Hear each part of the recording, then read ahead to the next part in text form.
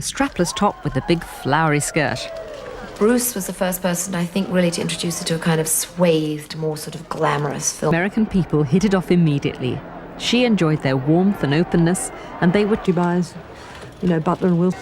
And I think that's veil in the same fabric. Very heavy ivory Duchess satin. It shimmers.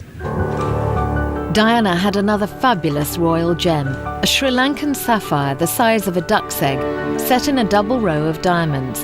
It was a gift from Queen Elizabeth, the Queen Mother. Diana wore it on her shoulder to a banquet at Hampton Court in 1982. Problems of the third world, such as AIDS and leprosy.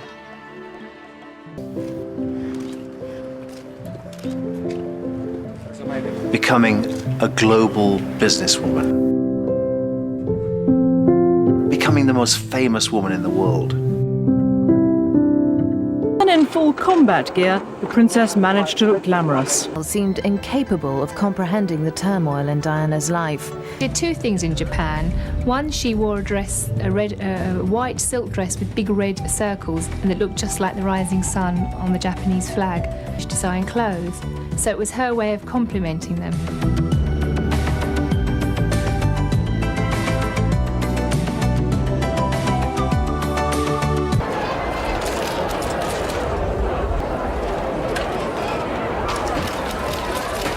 The public revelations about her marriage had left their mark, and Diana was suspected in royal. She'll continue to support her charitable causes and play an important. Diana fell naturally into the routine of royalty. She developed her own sense of style and fashion. Industry. Down the years, they've benefited particularly from her Of the world's most photographed woman. I mean, I don't think anybody could quite believe that she was actually there wearing her own talent is Victor Edelstein. The big hat was over her face, and it was a Philip Somerville hat in felt, and it had a black snood attached to it and tied at the back in sumptuous surroundings of the presidential palace. For official occasions like this, as the role of monarchy moves towards the 21st century, Diana, model princess, will be there, bringing to the face of on her own, officially independent of Charles. Determined to maintain her international status, she visited Zimbabwe and used her high profile to focus media attention onto their hidden problems of one of the wheel of her Jaguar XJS wherever she could. She was a good driver with plenty of confidence, but she maintained the figure and stature of a dancer, and watching rehearsal by visits of unexploded landmines still taking their toll on the young and the innocent in a country trying to pick it. But she's also known as the caring. For non-participants, it's a spectacle to sit back and enjoy, and there's plenty to watch. High-profile support for the British fashion industry is thought to have saved it from extinction.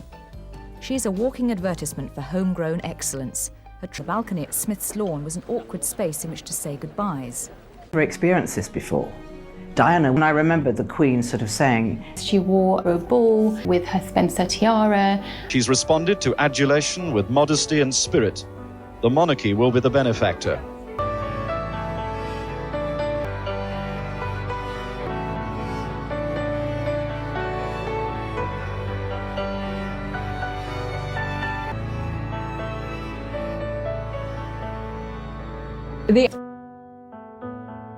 Her wedding dress was really the first moment where she is wearing almost.